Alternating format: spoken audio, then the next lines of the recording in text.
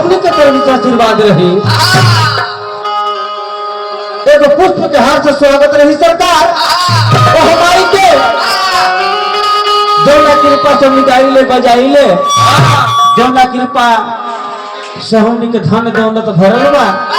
एक पुष्प के हाथ से स्वागत रही। आशा ना पूर्ण विश्वास बा की माला स्वीकार करी सरकार।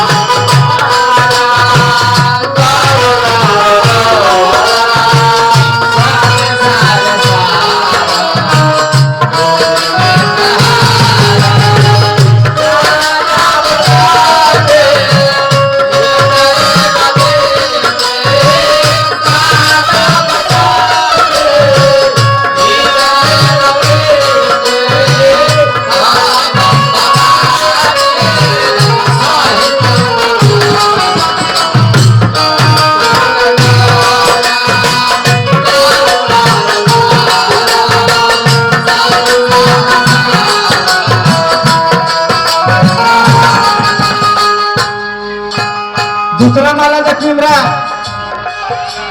यहाँ के कार्यकर्ता मान्य हमरा मांटू बाबू तो तरह बजाय पहले बानी अचानक पूर्ण विश्वास बा के तो पुष्प के हाथ से स्वागत करब मंटू बाबू जहाँ भी बानी मंडली में एगो पुष्प के हाथ से स्वागत रही।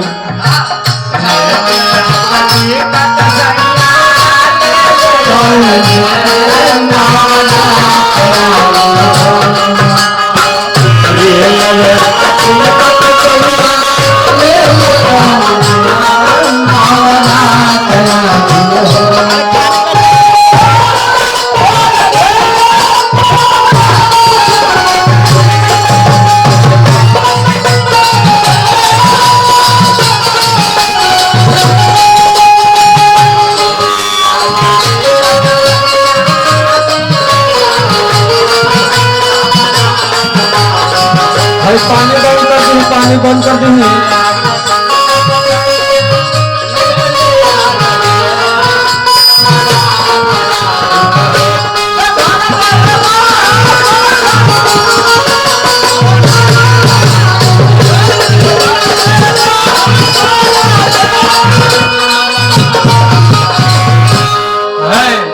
मंटू बाबू जहाँ भी बानी एगो पुष्प के हाथ से स्वागत आशा में पूर्ण विश्वास बा की माला स्वीकार करूं सरकार।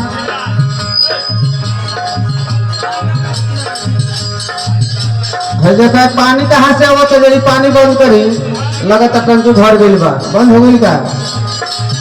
मंटू बाबू जहाँ कहीं बानी एगो पुष्प के हाथ से स्वागत नहीं।